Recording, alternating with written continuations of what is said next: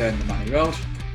If this is the first time you're watching the show or tuning into the podcast, be sure to find us on YouTube, Apple Podcasts, Google Podcasts or Spotify. On each of those platforms you can find previous episodes with Jay Spearing, David Lee, Andy Lonergan and Matt Mills, so be sure to give those a go after we've finished up here today. As for our latest guest, he joined Bolton in a reported £300,000 transfer from Barnsley in January 2013. He would spend the next 2.5 years with Wanderers, scoring 11 goals in 58 appearances, before moving down the road to Wigan Athletic at the end of his contract. He's since gone on to represent Scunthorpe United, Oldham Athletic and most recently Mansfield Town, but currently finds himself looking for a new club. Our guest on episode 5 of Walking Down the Manny Road is Craig Davies. Craig, how are you? I'm good, thank you very much. Yourself? Yeah, absolutely fantastic, thank you. So we'll jump straight into it. First thing first. Yeah, no problem. Looking for a new club, so when are you coming back to Bolton? Keith needs to give me a call. I'll be straight there. No, I know. Obviously, both Keith, the manager there at the moment, I had him at Barnsley, and I know the assistant David Flitcroft. He was my manager at Mansfield, and he was the manager, my assistant at Barnsley as well. They're both really good guys, so I wish them well, and I hope that they do well moving forward with the club because it's a great club. And we'll touch a little bit more on your relationship with those two a little later on in the interview. Yeah. So we'll start with your time at Mansfield. 23 appearances in 2 seasons, but only 5 since December 2018. For those people unaware, you've been dealing with a serious ankle injury in that time. So tell us all about that. Don't want to bore you too much, but pretty much I joined Mansfield. I done okay at Oldham. I think I scored 14 goals in the season, which we didn't end up being too successful that season. So I had a couple of opportunities to go to a couple of places, and I spoke to Dave, which I knew obviously from Barnsley, and he told me that he basically told me the goal at Mansfield were looking to, the route that they was looking to go down, etc. And I thought to myself, to be fair, at the time, it seemed like a project that I was really interested in. Probably after about maybe 7 or 8 weeks of being there, started getting like a twinge in my ankle in pre-season, just the back end of pre-season, and it was quite niggly. And I thought to myself, it's just all right. It's just maybe the ground, etc. But then like every other day, it was just getting worse and worse, and within a space of probably about 2 months, I was just in constant pain, and then like in training, I didn't, there was days that obviously I used to have to pull out of training, do other things, trying to rehabilitate the ankle. And then I went to see a specialist, and the specialist was just like, listen, you need to get an operation, like this is serious. So at first I was like, I'm all right, just obviously try and be like, I wanted to heal it naturally, and I didn't want to go down the operation route. But then I realised that it was just not getting no better, and it was just getting worse and worse. So because obviously I knew Dave Flitcroft well at the time, and I felt like I didn't want to let him down, I tried to play through it, but I was just doing myself no justice, just looking a shadow of myself. And I just thought, you know what, like come to December, and I was just like, I can't do this anymore, because just things that I'd normally find so easy to do, I was struggling to do. And then day by day, missing training and only training maybe once or twice a week, my fitness was just going downhill. And obviously, as you get older, you need to stay on top of them things as well. So we decided the operation was the best route. And then Dave and Ben Futcher, the assistant, and even the physio at the time as well, Tom, they was really supportive of me. So went and got the operation done, and it just ended up being longer than I thought it was going to be. I got both ankles done because the guy was just like, the specialist was like, the right one's not as bad, but he said, while you're rehabilitating your left one, you could do your right one as well, and that could save you in future. So I was like, what makes sense. So I've done them both, the left one first and then the right one, and it just ended up being like a longer process than I thought. And then it come to probably I think it was probably about November when I joined back in training of last year, which was tough because normally, like, the longest I'd been out before that was maybe 2.5 months, like, 10, 11 weeks. And it used to take me like 6 weeks to get back into the swing of things.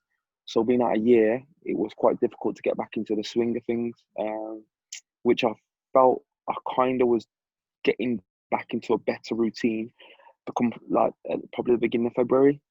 But then obviously, I think the manager, the new manager at the time, had his visions of what he wanted to do moving forward for the club.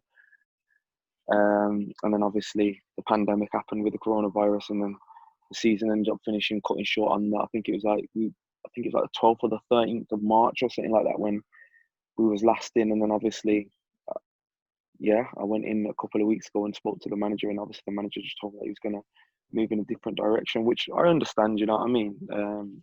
I hadn't played a lot, so it made sense, you know what I mean? And to be fair, I think I was so frustrated with just being injured a lot there that I needed something fresh in my own head as well, do you know what I mean? To get me going again as well. Right, so you just say there you probably need that fresh start to get yourself going again. At 34 years old, do you think the injury is something that could eventually finish you off, or is that fight still there to succeed? And the reason that I ask that is because, as you just mentioned there, before lockdown came into place, it looks like you'd finally got yourself back to fitness and in the team. I wouldn't say I was in the team because I think the manager, he wanted to do his own thing. Both of the boys at the time, one was, he scores goals, to be fair to him, Nicky Maynard. So, I couldn't really, like, when the boys that are playing your position are doing a good job, you can't really say too much. But I felt like I could have possibly played a little bit more and got a few more cameo roles, but for whatever reason, it didn't happen. But I felt like there was a certain point, maybe late January, early February, and I started to get into a little bit of a swing of things, a little bit better in training, etc. But I just needed probably a little bit of game time, which unfortunately I didn't get. So it was just one of them ones. But sometimes I think like people probably look and they'll think to themselves that, you get to a certain age and the fight leaves you, or you're not as hungry as you once was, etc. And I suppose everybody's different, and I can only talk for myself. But if anything, probably the 18 months prior to that frustrated me so much, and I've managed to possibly channel it in the right way, and realize probably how much I do miss playing football, and I do want to get back playing. So I think, the injury at the time, if I didn't take the operation, if I didn't do the operation, then I think that would have possibly been a bad decision come now, a really bad decision. But now I know my body, and I know that my body feels better now than when it did before, probably even 5-6 months before I had the operation. Do you know what I mean? Like the back end of the season at Oldham, because obviously it's had time to heal, etc. And sometimes you look into a lot of things yourself, and you try and you probably do a little bit more as you get older, as in the sense of you try and look after your body a little bit better, your diet, etc. And just, strengthening all round. So I just want to obviously find somewhere where I'm going to be happy and then really hit the ground running there.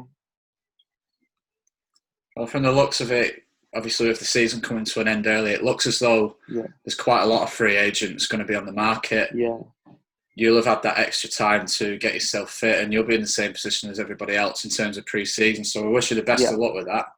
But enough about Mansfield now. Let's get on to the important stuff. 9th of January 2013, you became Dougie Freedman's first permanent signing as Bolton manager.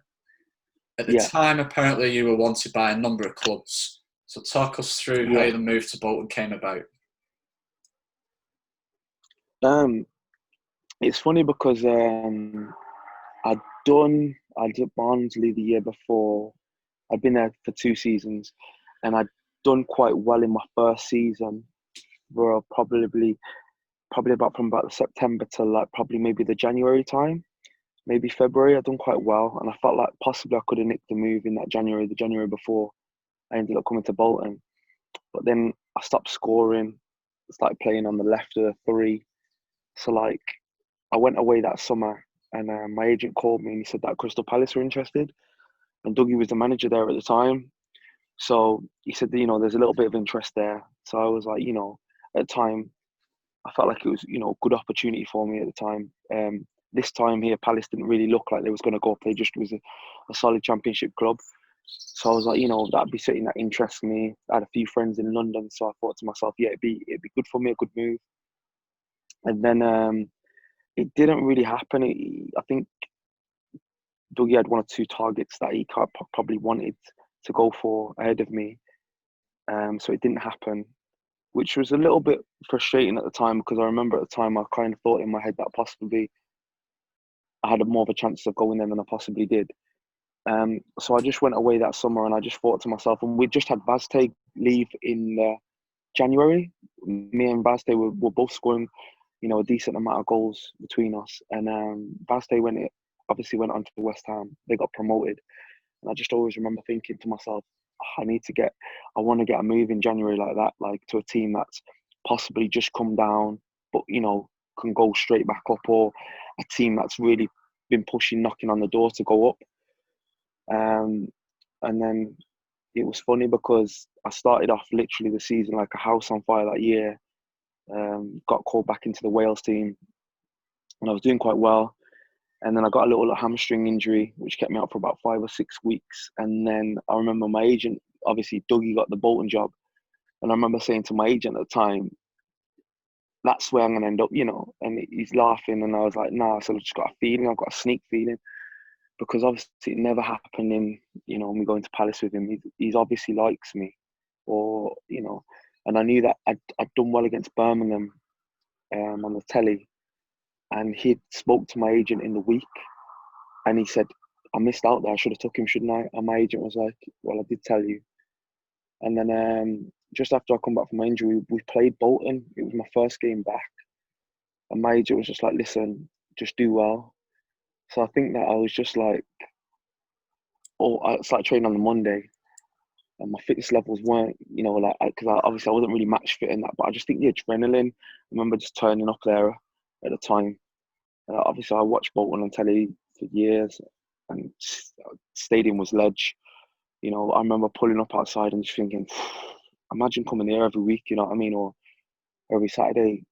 So went in obviously, and then we ended up drawing the game 1-1. I think did Bolton go 1-0 up. I think Bolton went 1-0 up, and then I remember like I was playing against Millsy and Zat, and to be fair, Zat was much stronger than I thought he was going to be.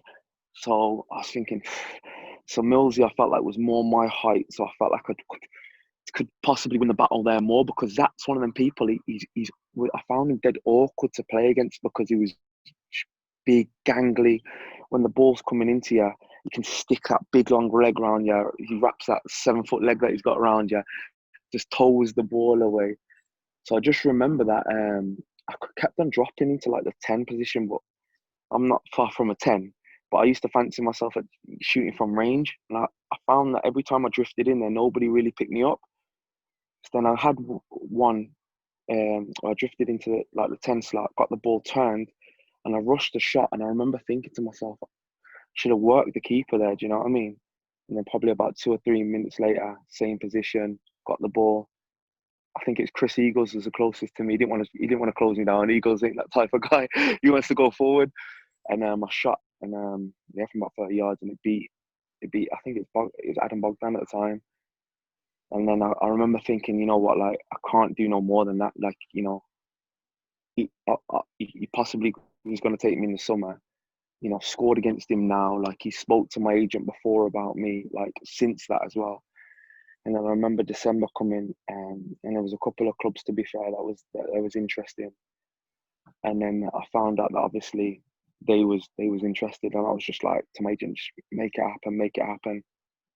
And it was funny because when I found out just before Christmas, just after Christmas, sorry, I think it was like the 28th or something like that, 29th, I found out that they was interested, and they was going to make a bid. They was actually going to make a bid on just like, because I think they was going to make a bid on them. I can't remember what day it was, but on the 1st or the 2nd or something like that. So I was just there, just the days from then for that next week or however long it was, or 5 days, it just felt like forever. Do you know what I mean? I was just constantly thinking about it. going on Rightmove, looking at places to live and that. Do you know what I mean? It wasn't even done. And then I come up and I met Dougie, and then I was in the office. And it's funny because another club that was interested rang my agent when we was in the office, and they wanted me to leave the office to go and sign for them, and they was, you know, trying to offer me a little bit of a better contract, but I knew that, like, I wanted to sign there. Do you know what I mean? So it was just like, I'm not greedy. I was just like, listen, I want to be here. Do you know what I mean? Because my agent was like, it's up to you, and I was just like, nah, I want to have a go here. I want to have a crack here. So, and yeah, that was that. That's how it come about signing for Bolton. That's a really good story, that, because we've sort of lowered the tone with a couple of other interviews with players on the way out of the club in terms of financial problems, and we might touch on that a little bit later on. Yeah. But obviously, at the time, it's good to know Bolton still had that pull to them. So we'll move on a little bit now. Yeah, massive pull. So as I was gathering research for this podcast, I found the quotes that Freedman used to describe you at the time of your signing. Yeah. Included this one line. So I'll just read it out now. He hasn't got the T-shirt of playing in the Premier League, but is desperate to get there. So I've spoken to Andy Lonergan and Matt Mills lately. Lon said that other than the current Liverpool team, that Bolton squad of 2012-13 was the best one that he'd been a part of. And Millsy suggested the mentality of players, or certain players, when they drop from the Premier League to Championship isn't always what it should be. So it was clear Freedman wanted to bring you in and a mix of other players capable of competing at the top of the Championship and also in the Premier League if we did get back there. And players such as yourself for that sort of fee, it's a low-risk gamble, but you had that desire to get to the top flight. Was there anything that surprised you about the dressing room at the time that you arrived at Bolton? Millsy, I just mentioned, he didn't name any names, but he suggested the mentality of certain players who drop out of the top league isn't what it should be. Did you pick up on anything like that? Me personally, I didn't. The only thing I remember thinking mainly about when I got in the dressing room was it was quite quiet. Like, I felt like it was like quiet. Like, well, I'd come from like Barnsley, and like, you know, we didn't have the riches of Bolton at the time. Do you know what I mean? But our dressing room wasn't big. But literally, you'd walk in there, you'd be wearing something, and you'd get absolutely shredded for it. Do you know what I mean? So I remember, like, when I first got there, it was really quiet. The music would be on quite loud, and I remember thinking to myself, like, sometimes like a little bit maybe, you know, people engaging, etc. But I felt like that changed. Do you know what I mean? I do feel like this togetherness come. I think that any club that you're at, if you drop out, whatever level, whether that's the Premiership, whether that's Championship, League One, and you feel like if you drop into League Two, but you feel like you're a League One player, you always want to go back to League One. Do you know what I mean? Or if you're in the Premiership and you drop into the Championship, you always want to go back to the Premiership. The only time a lot of players will stay is if they've been at that club at a long time, or they've grown up, you know, supporting that club that's their local club. They're the only times I really feel so. I think that does happen. I didn't really pick up on that, and maybe because Matt had come from Leicester, where they was paying a lot of money for players at the time, and you're always going to have, like, I think you're always going to have players that are like self-confident. Some people will call it, like, you know, them having being arrogant. It's not like, it's just that sometimes it's just about just believing in yourself and believing in your ability. So Matt had probably come from like that type of dressing room, a similar type of dressing room anyway, with big characters, where I didn't. I come from, like, we did have some big characters there, like that come with, like, you know, Marlon Harewood. We had Mido that was at Tottenham, and Wigan. Like, we had players like that, and players that had played at a really good level. But I think it was probably a little bit more. It was a little bit different. I felt like I stepped up when I went to Bolton. Do you know what I mean? I noticed even like little things like the car park. Sounds silly, but you pulled in there and it was like, whoa, like some of the cars in there. Do you know what I mean? Where at Barnsley, a couple of the boys had like dents in their doors and wouldn't care. Do you know what I mean? Like, it was just so. It was I didn't really notice that. I was probably a little bit more excited than anything. Do you know what I mean? I remember at the time, like, going in there, and I was just like, every day I was just like, I, I'm buzzing, this training ground. Like, it was just, probably a little bit of excitement. So I probably just didn't see maybe what Matt sees, but everybody sees things differently, I suppose. Do you know what I mean? All right, so it was a mixed start for you at Wanderers. It started with 4 substitute appearances, and then you scored in Yeah, back-to-back games against Burnley and Forest, and you were given a yeah, first start. Forest, yeah, That was a yeah. run-of-the-mill 1-1 draw at Derby, and you ended up back on the bench. Hmm. And I've just dragged your stats up now, and they say you played 18 times for us in that first half season that you were here. Only 5 Yeah, of those were yeah, starts, and you were brought off in each one of those. So, what were those yeah. first few months like? And really, it must have been a bit of a struggle to get any sort of consistency. Um, I think that, like, to be fair, when I first come in, um, it was funny because we played Peterborough on when I was at Barnes on my last, I think, it New Year's Day, and I got hurt in a tackle. So when I actually signed for Bolton, I had a little bit of a knock, so I was out for probably about 10 days after I signed. But it was, that was minor. So when I come back, Dougie was just like, oh, he turned around and he's like, you've got a little bit of muscle that I think you need to trim down with a little bit of the muscle and that, because I used to spend a lot of time in the gym. So Dougie was like, I want you to trim down a little bit. I want you to get a little bit fitter, etc. So I was just like, whatever you say type thing. Do you know what I mean? So, like, I've really worked on, like, trimming down and getting fitter, and then probably, like, I think my first, did I come on against Palace? I think I come on against Palace I think it was Palace I come on against, and I remember thinking to myself, like, I know that in this team I could do really well. Do you know what I mean? Because, no disrespect, I played in a lesser team in the same league and would cause a lot of problems. So I knew in that team I could cause some serious problems. And then when I come on against Burnley and end up scoring, I felt like, yeah, like, I'm different to what they had. Do you know what I mean? I was different to Kevin Davies. I was a little bit different to David Angog. I was different to Marvin Sorda. So I was like a little bit like, okay, like, I just wanted to play. And then he brought me on against Forest again.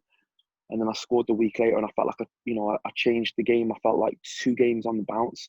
And then I played against Derby on Tuesday night, and then I done all right. Do you know what I mean? I didn't really do loads, like average at best. But I felt like then we played against Hull on Saturday, I think, and I think we played against Hull, we won 4-1. I think it was. Yeah, it Was was it 3 4-1 or nil up 4-0? inside 8 minutes. Yeah, I remember. Was that the game Sparky got injured? I think it was. I think Sparky got injured that game. Yeah, just got the Yeah, I team think sheet up now. He got brought off with a few minutes to go. Yeah, I think that was the game we got injured. I think that was the game we got injured. Yeah. So, like, I felt like you can't really change a team that's just done that. But then I felt like I just needed that little bit, probably a bit more of a run of games to really, really push on. And then obviously we're winning, so I can't really complain. And I was buzzing off all the boys there. Do you know what I mean? The atmosphere was great, between the squad, because obviously, like, we're winning all the time, and, like, we're literally just climbing the league for fun. So I was just enjoying that probably more than looking at what I was actually doing myself. Do you know what I mean? Like, because in the sense of where maybe when I was at Barnes, I was like, I need to score, I need to score, I need to do this, I need to do that. Where there, I was just like, for now, we're storming towards the playoffs here. Do you know what I mean? We're gonna go up. Do you know what I mean? So I was probably looking at more of probably just what we was doing as a squad rather than probably being a little bit selfish at the time. But I remember thinking, like, you know, I remember thinking at one point we're going up, like, because when I signed, I think we was 18. But my agent was turning around to me at the time. My agent was like, "Listen, that squad's not going to stay like that for long. Like they won't stay at that league position." But I knew it because I played against them. Do you know what I mean? I played against some of the players. I'd played with Mark Davis before. I knew what he was like. I played with Dave Wheater before. I knew what he was like. And then most of the other players I'd seen on the telly growing up. Do you know what I mean? And I knew they was way too good for that league. So I was just thinking I remember thinking to myself, so we'll get into the playoffs, then we'll just, do you know what I mean? We'll do it the hard way, but we'll do it. But it never ended up happening that way, I suppose, did it?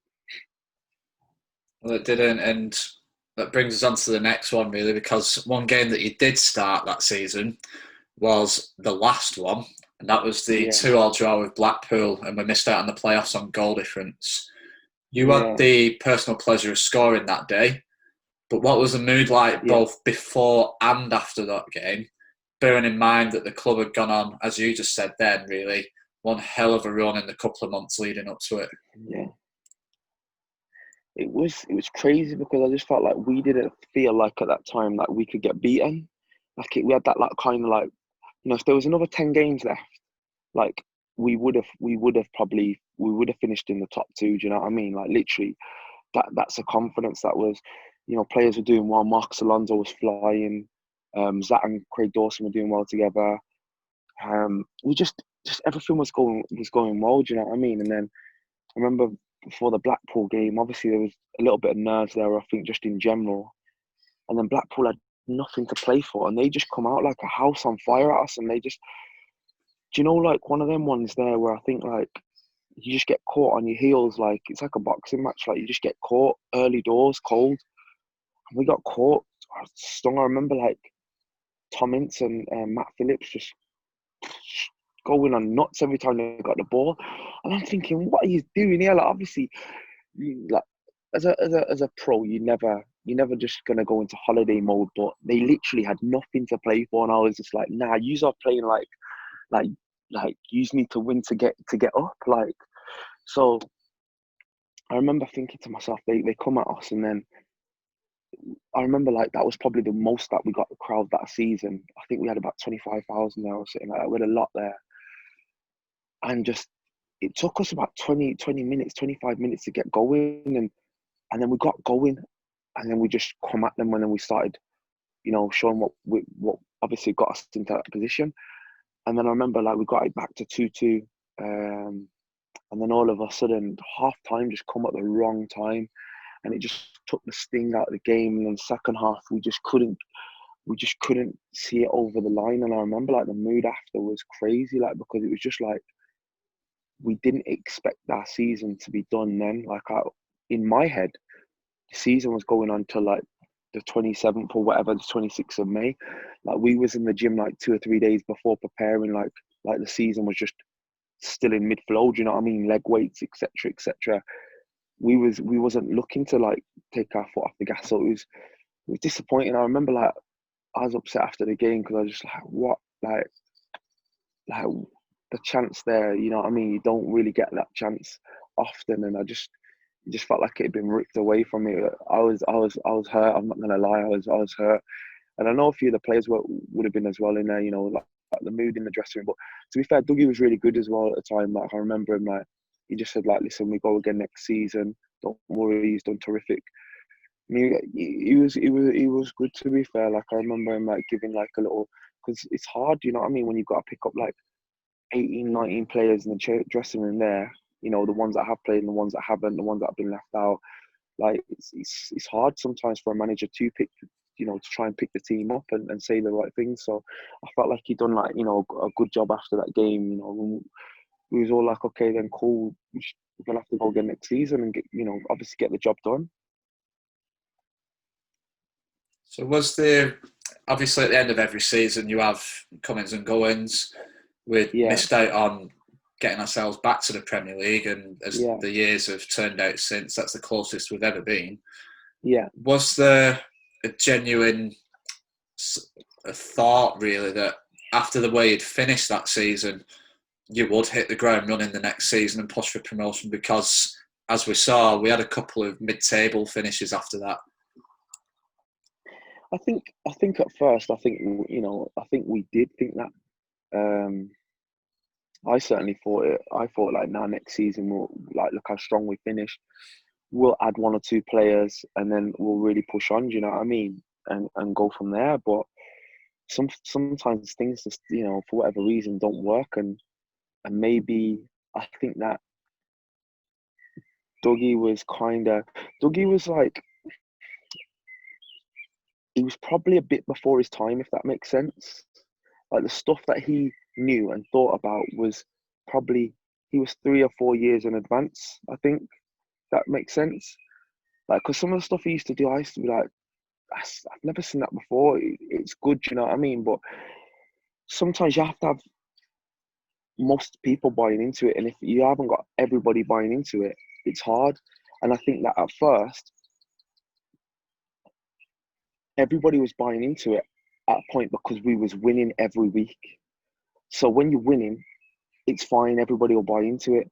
But then after a while, like in the second season, we're not winning. We're not picking up good results. Probably less people are buying into what is actually going on, the training sessions, the match prep, etc. And I think that's natural at any club. Do you know what I mean? Like, that happens everywhere. Like, and I think that's possibly what might have happened a little bit in the second season. Just as you were saying, there maybe a little bit ahead of his time. Two men that are viewed very differently amongst Bolton fans, but Freedman and another former manager, Sam Allardyce. Big Sam is well known for being late 90s, early noughties, ahead of his time. And just with you bringing that up there, I recall something in the Bolton News, a local paper, around the time of Freedman's probably his first 6 to 12 months at the club, and how he'd got out just simple things like some of the sports science equipment that hadn't been used for maybe 5 years. So obviously it's great while it works, but I think some of that, it never quite reached the same extent as it did under Big Sam, and that was sort of the first warning signs of what was to come, maybe financially as well. But we've covered that to death with other players and with articles over the last few years, so we won't spend any time. Do you know what? Can I just touch on? Yeah, can I just touch on that though a second? Like, I think that, obviously things have turned out differently now, but I think that I don't know. I don't speak to fans and that about Dougie and that, so I don't really know. But I know how they view Sam Allardyce, for instance. But I think that Dougie was doing a lot of things that were good. Do you know what I mean? He was doing a lot of things that were good, but because it's results at the end of the day, do you know what I mean? And if the results were better, he would have been viewed differently. And I think that if we'd have gone up that year, he would have been viewed very differently to possibly how they do view him. You know what I mean? And I'm not trying to say that me and Dougie are best friends. You know what I mean? Like, but he was at certain things. He was very good. Do you know what I mean? I think he was ahead of his time. Yeah, and I think there's always a line that goes around. Football fans are very fickle. Obviously, we'll get behind the players, the manager when things are going well. Whether that's the same when things aren't going so well, I suppose it differs from club to club and player to player.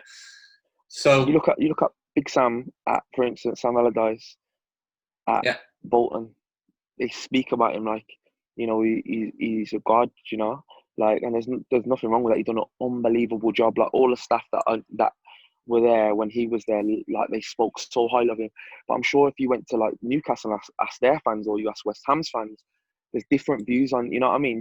They talk. The Palace fans will talk about Dougie Freedman in a different light to how the Bolton fans talk about him. Do you know what I mean? So I think it's just one of them ones, isn't it? Yeah, and it's obviously what they did as players as well. Dougie Freedman, legendary down there at Palace as a player. Big Sam had a good playing career at Bolton as well. Obviously, what he did managerial-wise just adds to that story. So before we move on now, what we'll do is just recap something you mentioned about 10 minutes ago. Just before you signed for Bolton, probably about 5 or 6 weeks before you signed for Bolton, you played and scored against us at the Revoked. That day, sort of keeping in line with what we've just spoken about, you got a little bit of stick from our fans. Do you have any recollection of that? Yeah, I do. Do you know what's funny? You said that. I forgot about that. Yeah, like, I think it was, to be fair, I'm one of them people that, like, I like when the other fans get onto me. Do you know what I mean?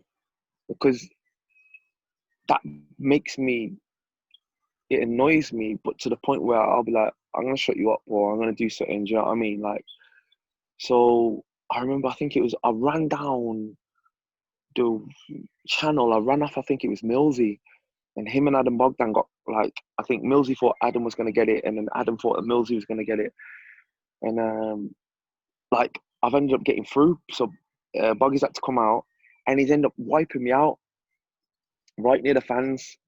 So obviously, like, Boggy gets booked, and then I'm down. But he actually did hurt me.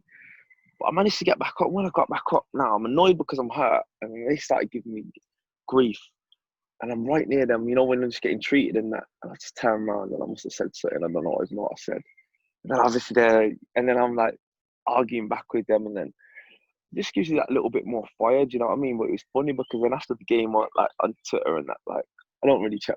I used to check my Twitter more then, to be fair, than I do now. I don't really. It's quite a negative place, so I don't really go on it that much anymore. But I remember going after the game and a couple of fans giving me grief and that. And then I remember when it comes to the January when I signed, there was one or two names that I remembered and I'd seen from the tweets, and they'd tweeted me saying "Welcome to the club" type thing, and I just found it quite funny. Do you know what I mean? Because football's like that. Do you know? Do you know what I mean? Football is like that. Like I said a couple of minutes ago, very, very fickle. And you're right. Yeah. If it motivates you to go on and score a goal, put people back on the backsides, then so be it. And that's Yeah. something you did that day as well. So an interesting side note from that Barnsley team, and I said we'd come back to these right at the top of the show. Yeah. Was the management duo, Keith Hill and David Flitcroft. Yeah. They've been split up, taken different paths, and Flicker's managed you at Mansfield at one point. But they're back together now at Bolton. So how would you describe both of those individually? And based on the hand that they've been dealt here at Bolton, do you think they are still the people to take us forward? Because at the time of this recording, at least, there's a little bit of minor rumour that they may not be here next season. Yeah. Well, I think if that was the case, I think it'd be disappointing for, I think they come into the club at a difficult situation. Do you know what I mean?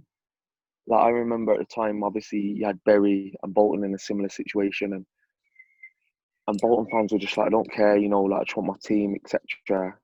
So I'm sure they would have taken this, a year ago or however long ago it was. So me knowing them personally and knowing them, I think that they're the right people for the job. And I think that starting on level points with a team of their own, I think that they'll bring success to that place. And that's because I just know how they are. I know how they both are, and I think that they could do well. Do you know what I mean? And they've done it at, I know, I don't know how many years ago it was now when they got promoted at Rochdale. Mansfield, we should have got promoted last year under Dave. And to be fair to Keith done a consistently good job at on Rochdale. Do you know what I mean? Before he left, and that with the budget they had, and even at Barnsley, like, I remember, like, our budget was nowhere near some of the clubs in that league. And I remember, like, before we got injuries and players had to go back to their loan, they come on loan, etc. Like, how well they'd actually done, and we was about ninth in the table at one point, midway through the season. And I think that they are good. Obviously, I've not worked with them both together for quite a long time, for maybe 8 years, but I think they could definitely move the club forward. And the funny thing is, like, when I first joined Barnsley, I wasn't a fan of either of theirs. I didn't really understand them. I felt like they used to question me, like, a little bit in a rude way to a degree. I felt like Keith was, I don't know, maybe come across as a certain way. But when I actually got to know them, like, I would have done anything, for them. I remember in the second season, Keith pulling me, he was just like, you've turned into a better team player. Do you know what I mean? You're getting hold of the ball. You're doing, and I just felt like they helped me massively. Do you know what I mean? And I feel like they've done it for a lot of players. They've done it for Ricardo Bazte when I was there. They've done it for Danny Drinkwater. They've done it for Jacob Butterfield. And they brought out, the best in players. And I think like I said, given a clean slate, I think, it's funny because it was hard to picture them apart. So I never had Keith without Dave, but I had obviously Dave without Keith. And Dave was really good, and all the players, you're probably never going to have 25 happy players, you know what I mean? Like, you're never going to have that because obviously not everybody's playing. But that last year, the boys liked Dave a lot. And I think that this year they realised how much they missed him. Do you know what I mean? When sometimes you don't realise what you've got until it's gone type thing. And I think that when I seen that he went back with Keith, I thought to myself, you know what? They'll do well together because they're just, honestly, like, they just bounce off each other. They're so good together.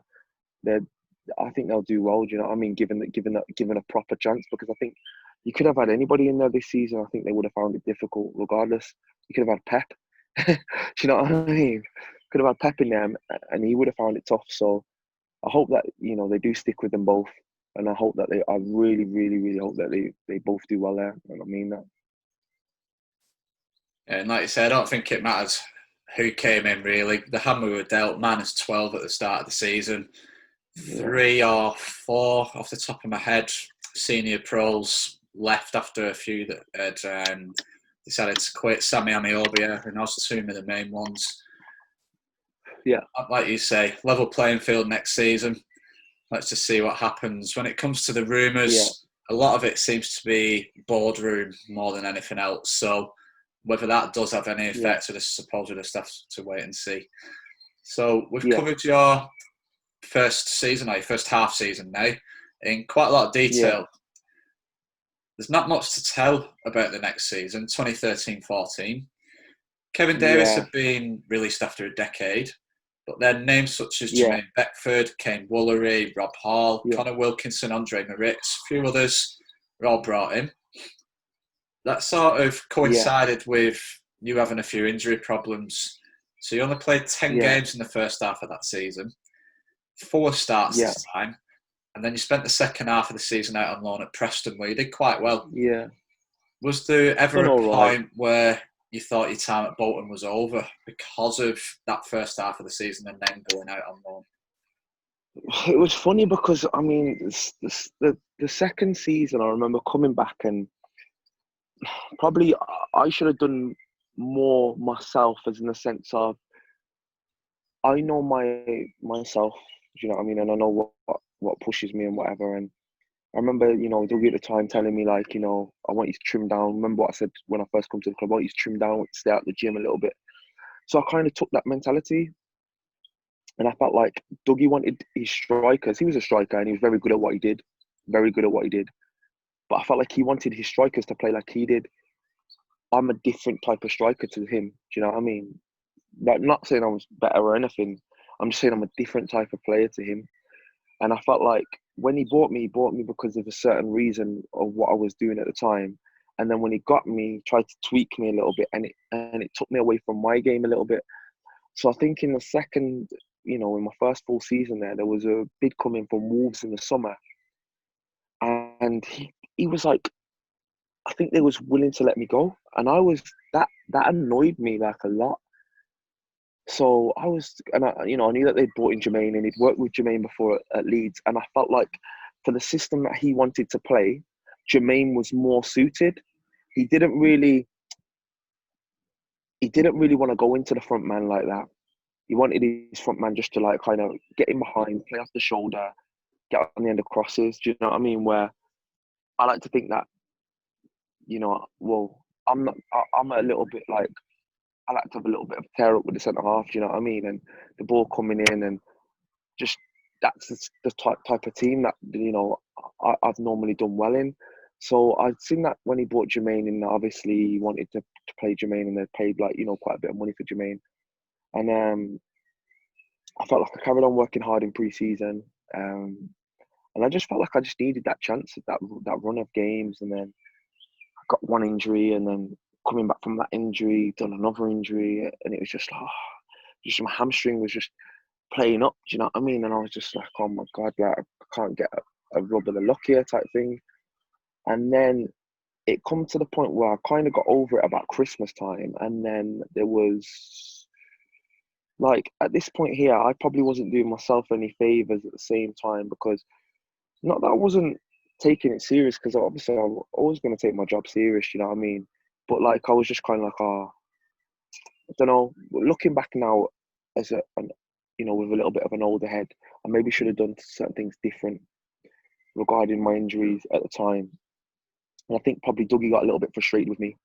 I'd get frustrated with Dougie then, because things weren't going as well. And I think that obviously Dougie seeing one or two of us laughing, joking around the training ground, and he didn't really like that.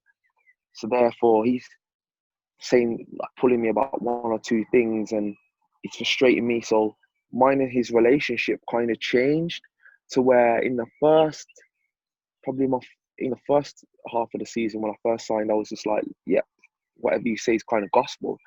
To where I was kind of like, whatever type thing, and like, I'm getting these injuries, he's getting frustrated with me. I was getting frustrated because when I was fit, he wasn't playing me, and that was frustrating me, especially when I thought the time that I should have been playing. So our relationship kind of changed, and when it come to December and I got back fit, or it's beginning of January, and then he played me against, I think it was Cardiff in the cup. We got beat. I've done all right considering it was my first game back. And then I played against QPR, I think it was, started. And I give QPR a hard time. And I hit the bar from about 25 yards. But he brought in Lucas Djukovic at the time. So I thought to myself, well, obviously there's nothing wrong with, I don't think Jermaine had hit the ground as much as Dougie wanted him to, do you know what I mean? And I think that he brought in, I thought maybe he's brought in, Djukovic to, and all three of us have got to push for one place, so he might play two up front, etc. And then playing against QPR, I done well, and then Duke's come on for me probably with about 25 minutes to go. And then I thought, yeah, I've done well enough here, do you know what I mean? And then he pulled me, I was driving into training, and my agent called me and he's like, they're letting you go on loan to Preston. And I was like, what? Like, this is on Thursday or something like that. So I was like, what do you mean? I said, I've just played 2 games on the bounce. He's like, yeah, you might need to go and see him, like, when you get in. He said, I've got Burnley that are interested in you. And Burnley were top at the time. And obviously it probably wouldn't have gone down with the Bolton fans well, do you know what I mean? But, as well, you have to look at it from a selfish point of view at the same time. And I thought, like, hold on, like, I've been playing the Championship for X amount of years or a couple of years. I don't want to drop down to League One. Do you know what I mean? Like, I want to go to Burnley. I've got a chance to get promoted. Anything can happen. I can go to Burnley, do well, even though Sam Vokes and Danny Ings were playing out of their skin at the time. But still, you still back yourself. So I turned around and I was like, all right, I'm going to go and see him. So I went in and I seen him, and he was just like, I can't let you. I was like, if you're going to let me go, I said, I want to go to Burnley. So he's gone, I can't let you go to Burnley. He's like, if you go there and you do well, it looks bad on me. I'm like, but you don't want me to play here. You're saying I can go out on loan, but like, it was frustrating. He was like, I need to be a bit selfish, and I was like, well, I need to be selfish then as well. Do you know what I mean? So I had a little bit of an argument in the office, and I just thought, you know what? I knew what he was like. He was quite stubborn. I just thought, he was stubborn at times. So I was just like, listen. I just turned around to my agent. I was just like, listen, I'll go Preston. I said, like, obviously Preston's a massive club. It's a great club. I was just like, I'll go Preston. Like, I can't be bothered to be around someone, or where it's like, he's like, you can stay, you might play, and I was just like, nah, I want to go. So yeah, then end up going to Preston until the end of the season. You just mentioned there Lucas Djukovic and Burnley, obviously in connection with each other.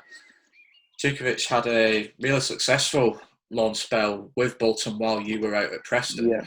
And whether he took your place or not, I suppose you can spin that however you want. But Djukovic ended up at Burnley later that summer. Didn't go too well for him there, and since then he's found himself at Birmingham, done very well. And from a Bolton fan's point of view, he's always sort of seen as that missing piece at the time, the one Yeah. that got away. That was, Yeah. again, we mentioned financial problems before. That was one of the sort of the first warning signs that there was something not quite right, because I But think we were quoted about £1 million to, at the time, which for a championship club is not a massive fee. Okay, for some clubs, you mentioned Barnsley's budget before, for example. Barnsley at the time yeah. probably wouldn't be paying out £1 million, but for a club such as ourselves, who have been in the Premier League for as long as we had, only in our second season back Yeah. down, that was a real eye-opener that we couldn't get that Duke deal over the line. I think, though, to be fair as well, yeah, I think that, like, without all our supporting hats on, do you know what I mean? Like, you know, like, if you've never played in the Premiership or a Premiership club wants you, you are going to want to go to the Premiership club, do you know what I mean? I think that he was on loan. It's different. Like I said, it's different sometimes if you're from the area or you've been there a long time. Duke's come there on loan, done very well, and he had the chance to go and play in the Premier League, do you know what I mean? 95% of people are going to do that, do you know what I mean? So I think that was possibly more that he probably wanted to go to Burnley more than it was Bolton couldn't get it over the line. I don't know for definite. I'm not in the boardroom, but from a player's point of view, I could see that being the case more. Do you know what I mean? Right, so we'll spin it back towards you and your Yeah, final season at Bolton now, 2014-15. yeah, You come yeah, back from what I would class as a good spell at Preston on loan, and yeah. It's you found okay. yourself back in first team contention. You started 9 of the first 10 league games, but then Yeah, another major roadblock arrived. Dougie Freedman was sacked. From an outsider's point yeah, of view, it looked like you'd finally won over Freedman. But what was yeah. your thought process when he was shown the door? Were you thinking you'd carry on in the team regardless of who came in? Obviously, we know it was Lennon. Or was it a little bit frustrating in a sense that you had to start that process of maybe proving yourself to somebody else all over again? Yeah, yeah. It was frustrating because I had like in the summer. I thought that I was going. So Dougie had sent out. He used to send out letters, and he sent me this letter, right? And I got the letter, and I remember seeing the letter, and it was like it felt like I was like, and bearing in mind, like I said, when I first went there, I liked him. But then in my full season, my relationship with him was frosty, and I wasn't a fan of him. I didn't really like him. Do you know what I mean? I felt like, nah, this guy is he's an idiot. Do you know what I mean? Like, so he sent me this letter, and the letter was like, he turned around and he was like, if you come, it felt like I was a school, like a pupil. I was like 28-year-old man, you know what I mean? And he was like, if you come back to this club, your behaviour, or not even my behaviour, but just basically saying I need to do things better, etc., etc. So it frustrated me, this letter, right? I remember thinking who are you talking to, type thing. Do you know what I mean? So I got the letter and I pinned it on my wardrobe, yeah, right. So when I got out of bed, yeah, every day in that summer, I'd see that letter. That letter would annoy me. So it'd make me, even when I didn't feel like training, it would make me train. Do you know what I mean? There would be days that you might get up and think, oh, do you know what? Like, I'm off. Like, nah. I'd see that letter and I'd think, if I turn watch. So like, I wanted to prove him wrong. Do you know what I mean? And then I remember coming back in, and I'd worked hard in the summer. Do you know what I mean? I played. I'd been down power league with my friends, playing like twice a week, little tournaments here and there. Do you know what I mean? Just trying to go there like I'm not, like I don't play in that, like the sky's been like woolly hats and that. My friends had a team down there at the time. So I'd just go down there and people would be like, I swear he plays. And I'd be like, nah, that's my cousin. So I'd go down there, play often. And then I'd be in the gym.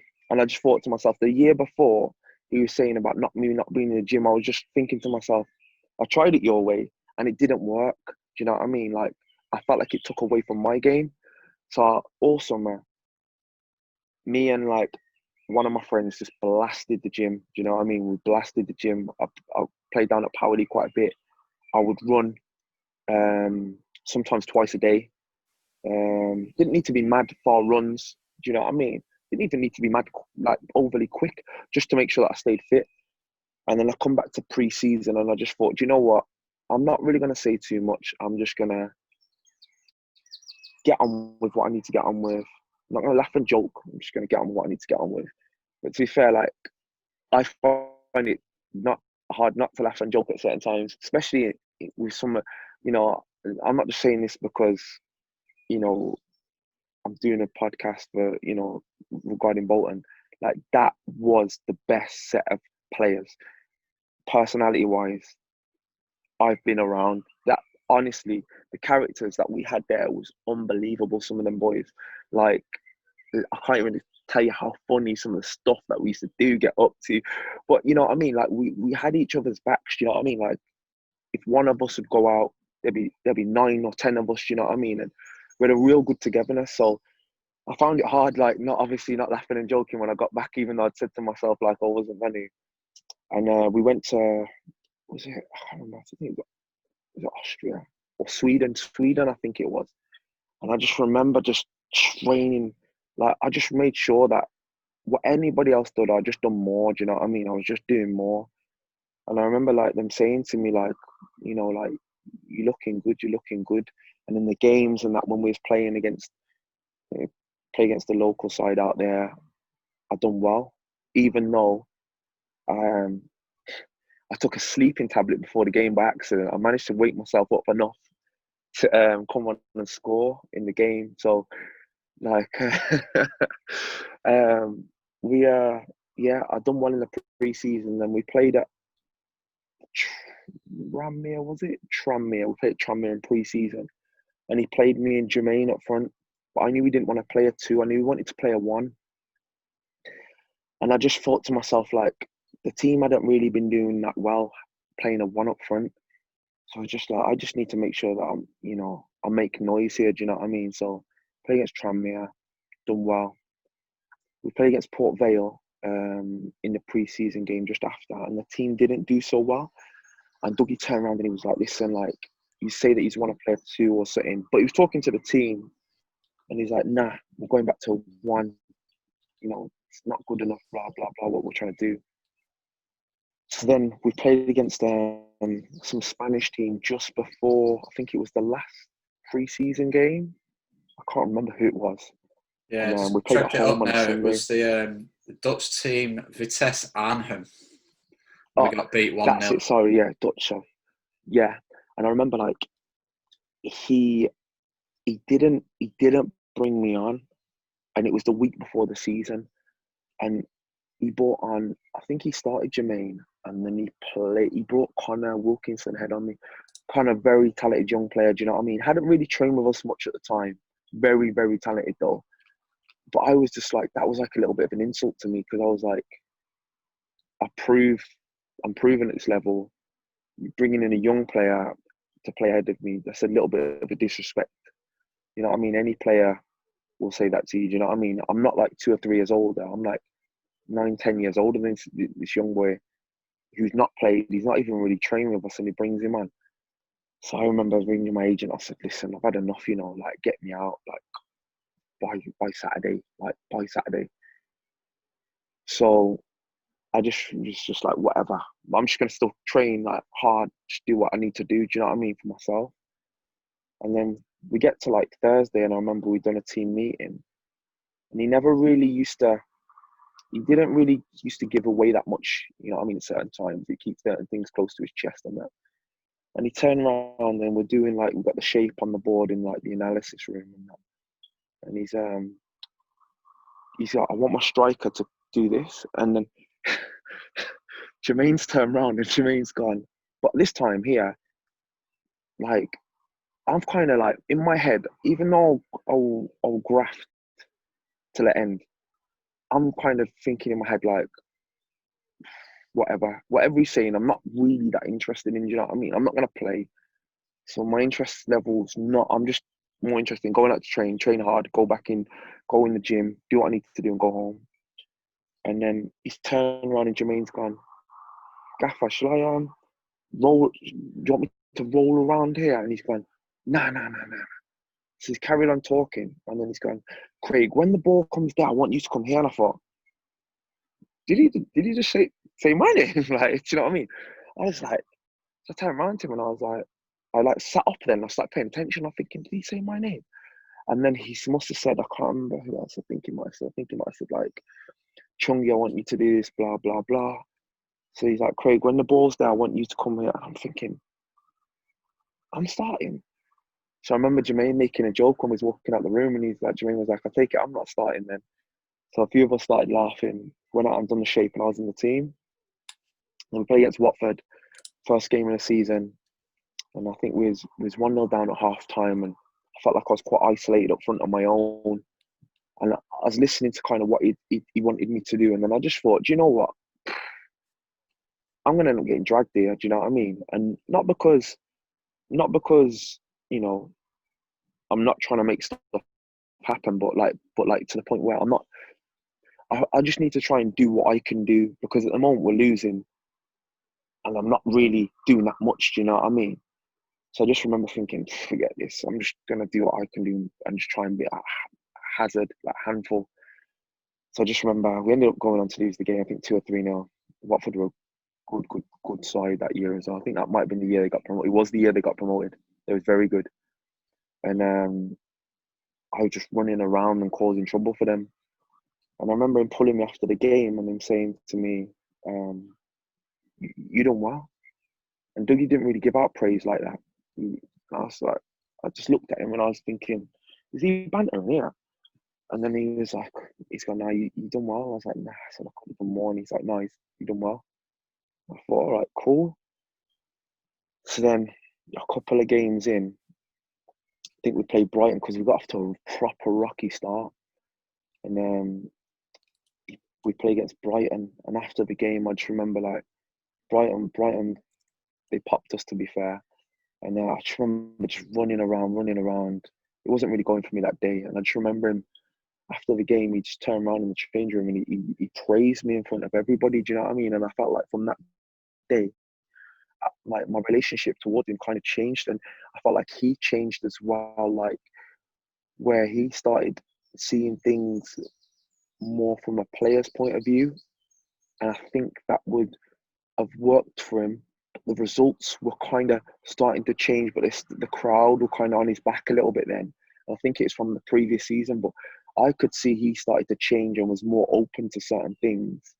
And my relationship with him then changed, to be fair. Then I actually started to like him again. And I realised probably myself, what he was doing probably wasn't personal, do you know what I mean, in the first place. And I understood him more as a person, and it actually made me like him more. And even when he left, like even I speak about him today, like he's actually a decent guy, do you know what I mean? But sometimes as a footballer, you can take certain things to heart, and I think that possibly in that full season, the first full season, that was what I possibly did with him, was taking certain things to heart, and I didn't really understand him, and he probably didn't understand me. But like, to be fair, I did like Dougie. To be fair, he was good, and I felt like his training sessions were like, his training was mad. Like it was like, well, with Keith Hill, I'd had Keith Hill before, like so I'd gone from Keith Hill to Dougie Freedman, and Keith was just relaxed, and he just wanted the boys just bubbling around, where Dougie was a little bit more strict, and it was like we'd do things to the time. Do you know what I mean? Like it was like, if the passing drill was 3 minutes, it was 3 minutes. The water break was 90 seconds. Back in for the like where it was. Like, I'd been used to probably a little bit different. Do you know what I mean? I'd had like Keith Hill before. He was like kind of like not one of the boys, but because he had that respect from the boys. Do you know what I mean? Like obviously he's the manager, but it wasn't as much. It wasn't as strict. Do you know what I mean? And some players do find that hard to deal with when they are under that regime. Do you know what I mean? When it is very strict. But I think that like his training sessions were like, it was really drilled, and I think some of the players possibly didn't enjoy the training. Some of the training they did, like the passing drills, were unbelievable. When I talk about like stuff before his time, like the passing drills were crazy. Like my passing got better, and I'm not a midfielder, and I'm singing the ball around. You know what I mean? Like from these passing drills, but his passing drills were very good. But we never really used to play small-sided games, and I used to love every player loves small-sided games. And then towards the end, just before he got the sack, he started to do stuff like that. He started to bring a little bit more enjoyment. I think it's probably a little bit late at that point there because the results on the pitch weren't going, the way they possibly should.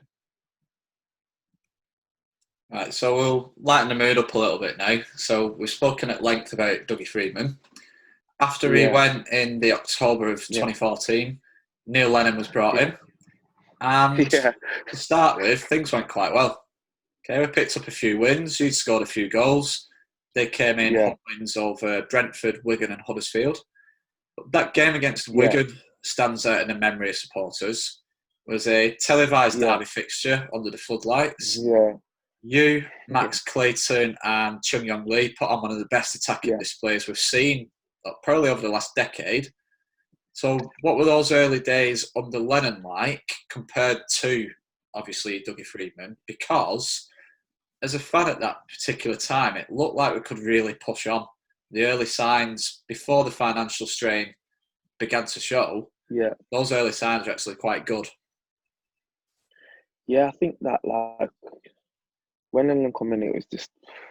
I think like when he first came in, it was weird. Like training went through the roof, man. Like it went through the roof. Like I can't explain to you. Like literally every day was like a final for at the beginning. Like he demanded so much in training. Where Dougie was a little bit more like do a little bit, then relax. Well, Lennon was just like, bam, he wanted everything. You know what I mean? And at first, like he come in and like I'd played quite a bit, and I thought I'd done all right under Dougie before Dougie got the sack. And I was just like, and then he took me out of the team, and that it was just like you said before, it was like kind of nothing to do this again. And I remember having a conversation with my best friend, and I remember saying to him like, I felt like Neil Lennon, he wasn't really having me at the time. I know he wasn't because he was open to me to like go on loan, but sometimes it's hard as a physical player to put yourself about in training probably the way you would in a game because obviously you don't want to injure players as well. Do you know what I mean? So like my own teammates, I was always probably a little bit more cautious, even though probably like Dave Wheater and Dorian DeVito would say differently. Like, but like, it was different. Like when he come in and felt like he wasn't really having me, and then it wasn't until we played Norwich on the telly on a Friday night, and I come on, and I was only on for about 10, not even 10 minutes. I think I was on for about 8 minutes, but I just ran around, just tried to bully the defenders, and I felt like he seen a side to me that he liked him. I kind of thought he would like me anyway because of the type of player he was. He was aggressive. Do you know what I mean? Loved a little argument. Loved to tear up. So I always thought like when you see me play properly, you'll like me. And then I remember after the Norwich game, he like he gave me a little bit of praise after the game, even though I was only on for a short space of time. It was more about the heart that I probably showed than anything. And then literally after that, he started me against Cardiff, and then pretty much any time I was fit, I played under him. I liked him a lot. I felt like he was probably promised things at Bolton that he thought he was going to get, and probably that's how he got the job in the first place, and he didn't. And sometimes the fans don't see that. They don't see certain things like that, and I think that with what he had, I think like if he'd come in earlier, we could have really, really had a good run under him. Do you know what I mean? Because he was, like I said, he was just he demanded every day in training off his players, and like I said, training went through the roof. He was a fiery character, but he was good. You know what I mean? He was somebody that was like, off the pitch and that like around the training ground, he was easy to talk to. He just all the time he's easy to talk to, but then as soon as you got on that training field, he's a different man. It's different. It's the next level of aggression come out. But like I remember like the Wigan game. Like to be fair, the Wigan game in the first half, they was battering us a bit. They was on top of us. They hit the post. They hit the post, didn't they? Yeah, I think Callum And McManaman at the post a couple of Manneman, times yeah, that hit the night. post. Yeah, hit the post just before half time. And I remember us getting to half time, and to be fair, he could go off at half time. Like, he could go off differently. Like, out of all the managers that I played with, you'd be like, he'd think to yourself, oh, have I done enough in the first half? Because he'd come for you. But I remember him having a little goal, and then literally we come out in the second half, and then literally put them to the sword. Like, and that was a good Wigan team, man. Very, very. They had some good players. Like, remember that they went to the playoffs the year before, didn't they? They lost in the semi-final to Derby. Yeah, they lost to Derby, and Derby played No, sorry, they lost to QPR, and QPR played Derby in the final, and QPR went up, didn't they? So that Wigan team was very good. So I feel like it, if the budget was a little bit different for him, he would have done well there. Because obviously I was still living in the area. Obviously, like, when the financial trouble happened, and obviously I was at Wigan at the time, and I remember like people being like, "Nah," and I felt like he got some unfair criticism, and I felt like, if they'd have stuck with him and he'd gone down, they would have come straight back up. Do you know what I mean? Like, there's no doubt in my mind he was good, man. He was a good manager, and he was good to play for as well. Do you know what I mean? Like, for me, the type of player I am, like, I wanted to play for him because I felt like, I don't know, like, he used to motivate me. Do you know what I mean? I think he was a very, very good motivator. Right, so you just covered Neil Lennon, the manager, Yeah. but in a little bit more detail, other than the brief insight you gave us there, what was he like as a man? I caught a chat between you and Dave Wheater, and you were talking about seeing him outside bars in Bolton. Now, he made the national papers with some of his antics, so be careful here. Like, I mean, I didn't really see him like outside of work that much. You know what I mean? Like, I didn't really see that much of him. Do you know what I mean? Obviously, I knew what type of character. I think you can tell sometimes off the telly what somebody's like. Do you know what I mean? But I mean, I can only talk like highly of him because when I was there, like, he always tried to help me. Do you know what I mean? I remember him saying to me like, he wants this for me, he wants me to do that, etc. And he was always trying to push me in the right direction. So, like, he was always I always think of him as, as a good guy. Do you know what I mean? Like, regardless of other things that, people want to say or print and whatever, it's, you know what I mean? Everybody's got something that somebody else wouldn't be happy with if it come out. Except everybody, do you know what I mean? Nobody's perfect. Do you know what I mean? Like, for me, he was a good guy. Do you know what I mean? He was a nice guy, and I liked him. Do you know what I mean? So I can't talk bad of him. It's me being honest. And is that And to be something as a player, would you much rather, it's difficult to compare these two, obviously different characters, but Lennon and Freedman, as long as they've got that professionalism sort of when it comes to match day and in training with you guys during the week, does it help sort of having that relationship where obviously you guys want to go out as players, but knowing the manager is quite open to having a good time as well? Does that kind of rub off on you guys as well? What do you mean? Is in what sense? Maybe more in terms of things like team spirit and the morale, knowing that someone like Neil Lennon can join in with the fun times as well away from the workplace. I mean, I think it's a difficult one for a manager. Do you know what I mean? Because at the end of the day, you want to, like, you want to stamp your authority, but you want the boys to know that you're in charge, etc. And I think some managers, they'll probably try and shelter how they actually are away from the players. Do you know what I mean? So I've never been a manager, so I can't tell you the way to go about it. But I mean, I think, like I said, with Dougie, he was more ahead of his time. He was very professional, you know, where I think Lennon was more like, he was kind of like one of the boys still, but the way he was commanded that respect. You know what I mean? Like, he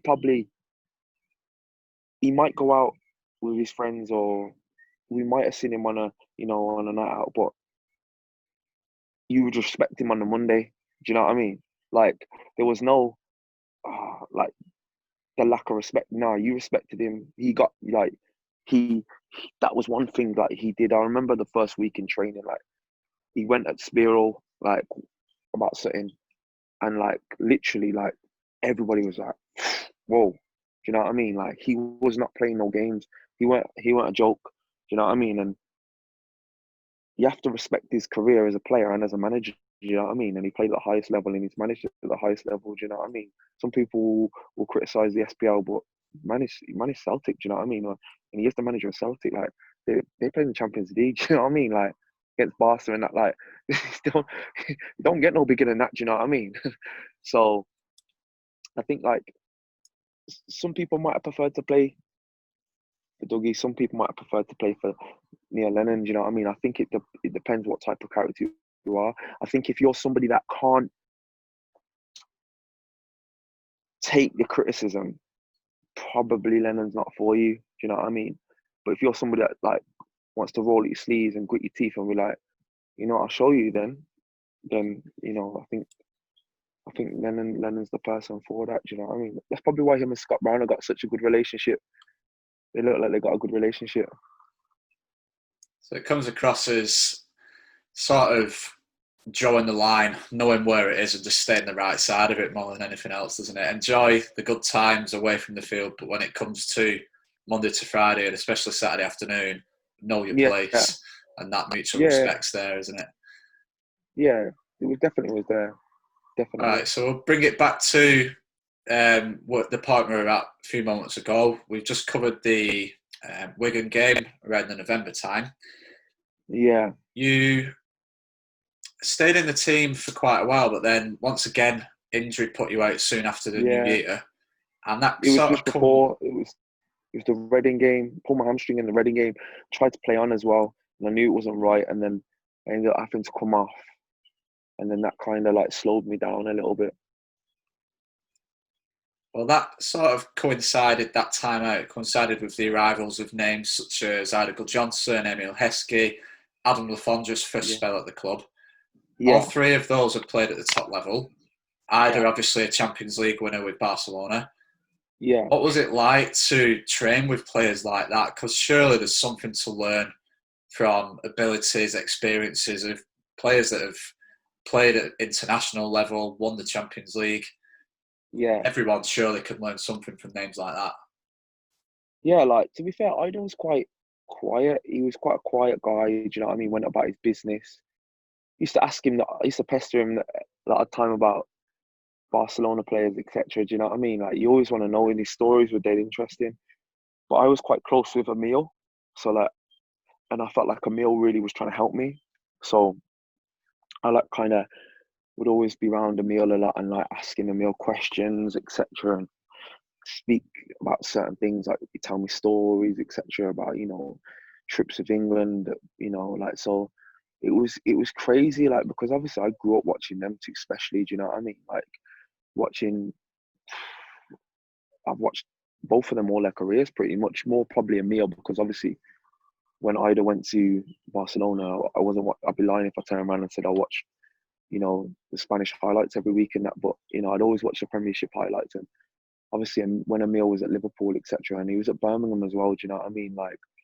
Like so, and secretly, like, I always, like, when I was growing up, I used to support Birmingham a little bit. Do you know what I mean? Because being from around the Midlands and that, so like I watched Emil a lot, and it was crazy. Like I felt like the advice that he always give me, you could tell.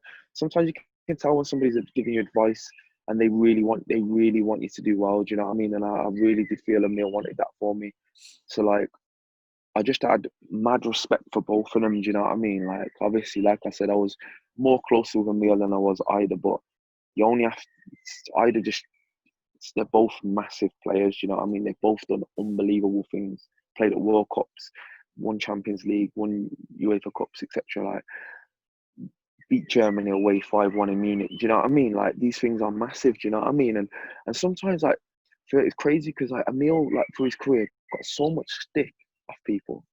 And it's like, do you realise what this guy has actually done, like in his career?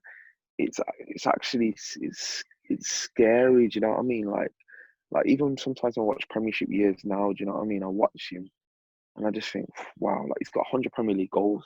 Do you know what I mean? 100 Premier League goals. And people used to say he didn't score. Like, he scored 100 Premier League goals. Do you know what I mean?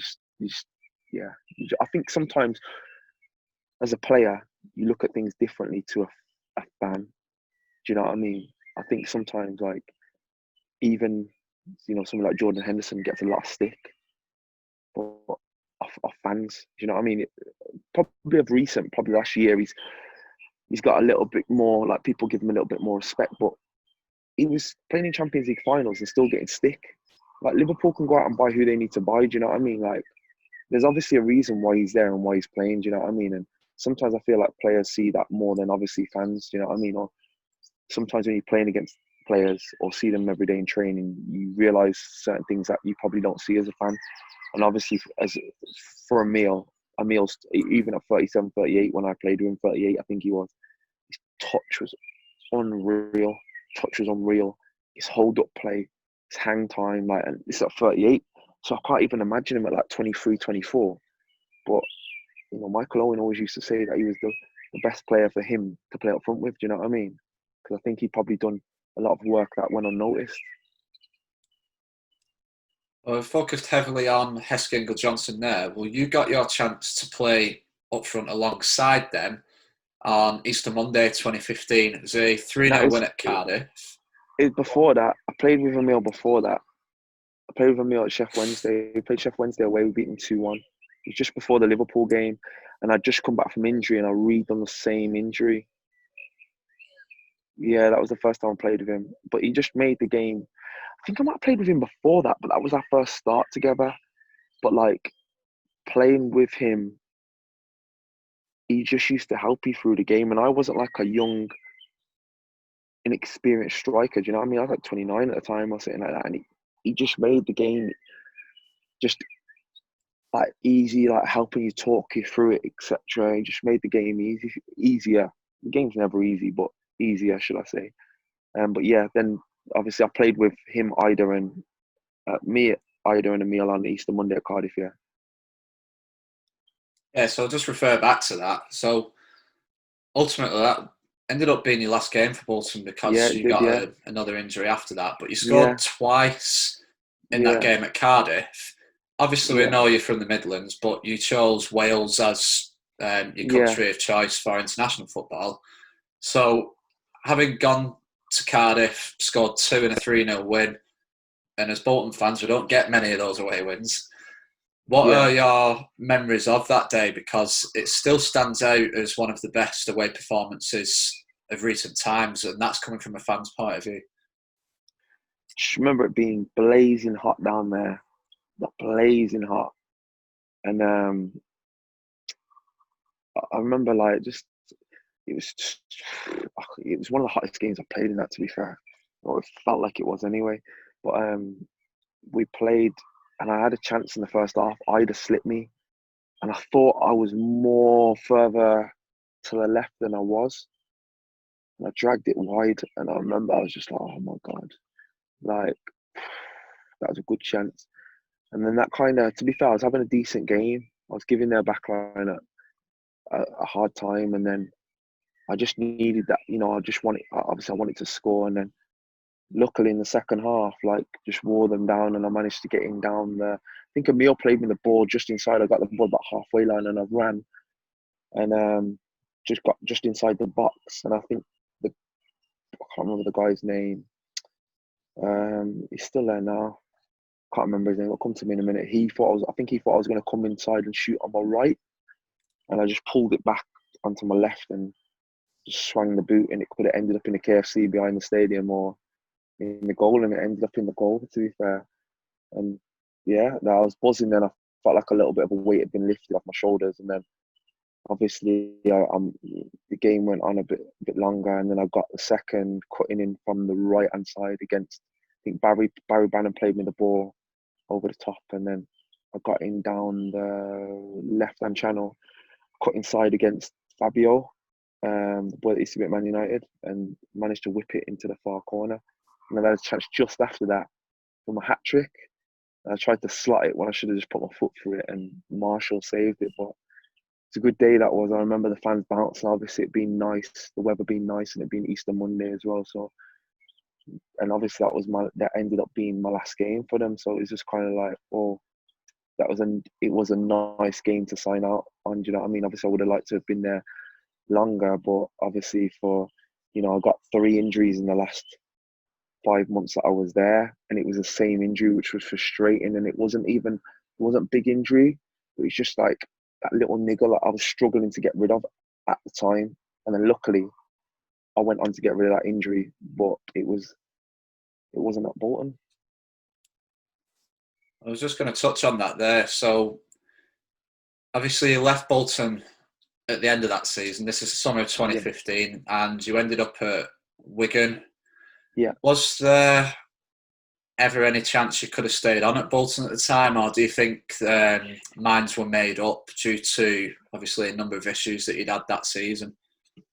To be fair, like, they'd pulled me, and they said that they wanted me to give me a new contract. I think that was in December. I think it was maybe December. It was like December, November, December. They said no, December. So they wanted to give me a new contract because I think Lennon wanted to kind of secure the players that were there. That he was like, listen, I want to work. They're up at the end of the season. I want to work with these players, and then obviously go from there. So I remember him saying like, he wanted to give me a new contract, etc. So then after my first, after the Sheffield Wednesday game when I got injured, I tried to rush it back because we played Liverpool. I don't know if you remember, we played Liverpool. So I missed the first initial game at Anfield. But then we played them, and I wanted to get back so bad that we was doing the running, and I just tried to push myself. But hamstrings are tricky ones. You can't really push them, do you know what I mean? You can't really play through them like that. So I tried to push myself through it. I ended up running too fast in the running and just ended up redoing it, which kept me out a little bit longer. So then they was like, hold on, you've had 2 injuries now in a short space of time. So they was like, I think at the time they was probably trying to do it as like more as like, we'll give you a contract, but less money at the time. Do you know what I mean? And that's what it was when my agent actually spoke to them. And I was like, kind of like, nah, I feel like I've done well enough. Do you know what I mean? Like when I've played to at least stay on the same contract. Do you know what I mean? And then they was like, well, we'll see how the next couple of weeks pans out. And then obviously I come back, I got back involved. And when I was playing, I was doing well. Do you know what I mean? Felt like I was doing quite well. Do you know what I mean? Like I'm quite honest. I know when I've had a stinker and when I've not had a stinker. Do you know what I mean? And like you said about Preston before, I didn't play at Preston. Like I know I can play. Do you know what I mean? So, I felt like I was doing decent-ish at the time. And then obviously the Cardiff game come. I think there was another game before the Cardiff game. There's 2 games I think there was where I'd done well. Do you know what I mean? And I just needed that probably that little bit of run of games to play. And then the Cardiff game come, and then I'd done well against Cardiff. And then I remember him saying to me, like, we need to have a chat. And that was on the bus on the way back regarding that. And then on the Thursday, I come back in, and the same injury just hit me again, man. And I was just like, and I think that was just then for them. They were just like that. That was that. It was just like, 3 times the same hamstring. And I was just like, I knew, do you know what I mean? I knew it. And I was deviled because like I loved the club. I loved it there. Do you know what I mean? I loved all the boys. Do you know what I mean? Like, to be fair, in hindsight, obviously the club changed a lot after I left. Do you know what I mean? A lot of things happened. So like my memories of that place are fun. Do you know what I mean? It might be a different club now, but when I was there, I loved it. And there were some special people there as well in the backroom staff. Like from the masseur, like Dave Dean, Alan, the physios, Steve was ledge. To some of the players, some of the boys, like I can't even talk highly enough. Some of the people that I met there, like like, Zach Knight to this day is still, he's one of my closer friends. You know what I mean? Like Mark Davis, Mark Davis is just what a guy. Chris Eagles. The list goes on. Darren Prattley. There's a load of Wheats. You know what I mean? I've known Wheat since we was kids. Like there was some great people there. So I'll always have a fun place. And I lived in the area for so long. Even when I was older, I was still living in Bolton. And just like, like, I like to think that like when I see the fans and that there, they always just give me like, sometimes that warmth, and like it's always nice when like I do see them, because I still go to Bolton for my tattoos. So sometimes I go to Davies. I don't know if you know it, near the KFC, on Derby Street, across the road from there on the subway, and I go there and I see Bolton fans at times, and sometimes there's a warmth there with some of the fans, and that goes a long way. Do you know what I mean? Because you don't always have that relationship with fans. So kind of like what we were saying before about Dougie and the Bolton fans, and Dougie and the Palace fans, or Sam Allardyce and the Bolton fans to Sam Allardyce and the West Ham fans. You know what I mean? So it's always nice when you've got a group of fans that do show you that warmth. Yeah, and I think you've got to give the fans a little bit of credit there, as you just did. If, as a footballer, I think this is probably applied to any club. Doesn't matter whether you're banging in 50 goals a season like Ronaldo, or whether you're getting 3 or 4 goals, or none at all even. If you're out on that field putting 100% in every single week, the fans are going to respect that. And I think, obviously, again, I said it before, but as a supporter myself, I can see why the fans do have that warmth towards you, because you never did give anything less than 100% when you were out on that field. And I think that's something that's typified you throughout your career as well, not just at Bolton. Yeah. So other fans might say different. Well, we'll stick with the Bolton fans. You know it, we know it. So we are nearing the end now, but we began the show with a little bit of a tongue-in-cheek comment about you coming back to Bolton now you're a free agent. But honestly, what do you think is next for Craig Davies?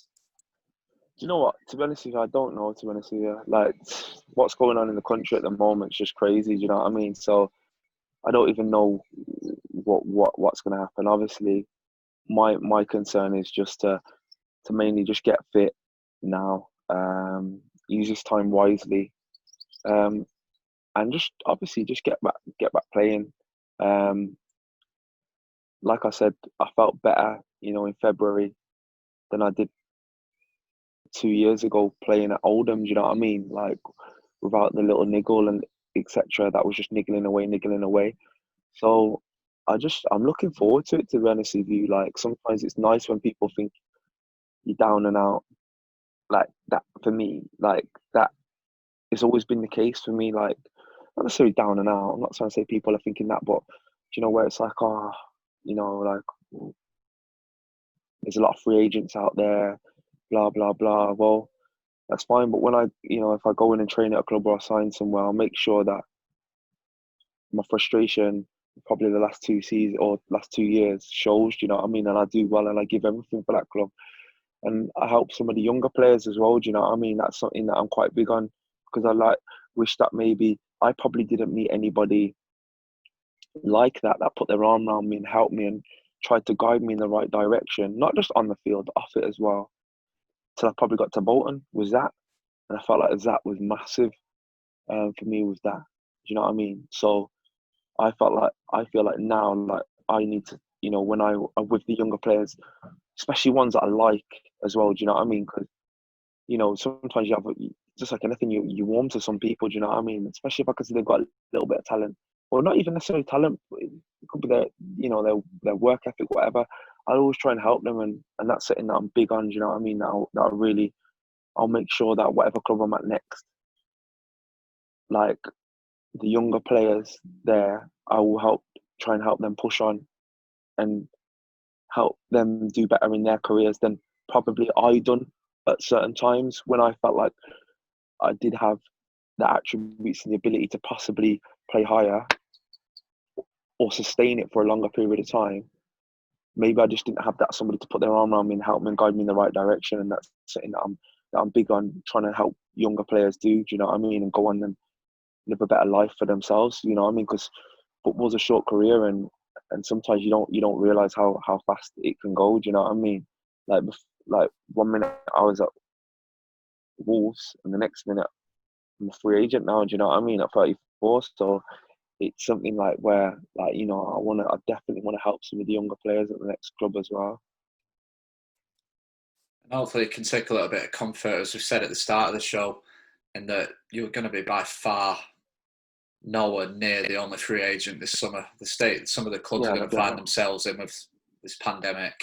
There's going to be a lot of you on the market, and I think it's probably a little bit of a chance for football to reset as well. Yeah. So we'll end the show with 4 what we call quickfire Q&A. So 4 very quick questions. They are best manager, best player, best opponent, and favourite memory, and all to do with your time at Bolton only. So there's only 2 to choose from, but best manager. Lennon. And I think you've gone into enough detail on both managers to justify your reasons for that. So we'll leave that one there with Neil Lennon. Now, best player? At Bolton, yeah?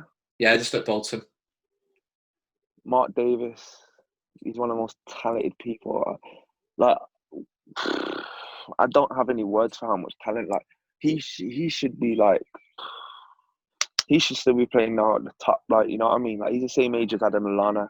Adam Lallana's at Liverpool, and I know, for instance, they was in the same England team, and I know how much them boys used to talk about Mark as a youngster, how good he was, and not even just as a youngster, as a pro. Do you know what I mean? But he should have gone on to do things more than he possibly done. Do you know what I mean? Great player, great lad as well. We've had a spell over probably a 10-year plus period of seeing very popular, very talented players just fall down the wayside due to injuries. Third question of the 4, best opponent. And this doesn't have to be just about your time at Bolton. So just any time in your career, who would you say is the toughest player you've come up against? What, as a defender or just on the pitch? Take whichever route you want with that. So maybe split that into 2 if you want. So as a defender, obviously you're trying to get through them, but then at the same time, is there anyone out on the pitch where you've just admired that much, thinking this guy's a good one? Do you know what's funny, right? Because I've played against some decent players, but I remember playing against when we played against Chelsea, and Andre Schürrle played, and he was just disrespecting all of us. Like, literally, I think he had about 8 or 9 shots in the first half on his own. None of the boys could get near him. Like, I mean, like, as a performance, I was like in shock how, because don't get me wrong, he's obviously a good player. Do you know what I mean? But I didn't realise, like, he was a World Cup winner at the time. This was like in 2015. No, was it 2015? 2014. So he'd won the World Cup that summer. So, like, obviously I know that he was no mug, but I was shocked at how good he actually was. Obviously, there's other people that I could say, but he was probably somebody that shocked me because I didn't realise how much ability he probably did have. Okay, and the last one, we'll go with your favourite memory. And let's bring this one back to Bolton. So favourite memory as a Bolton player?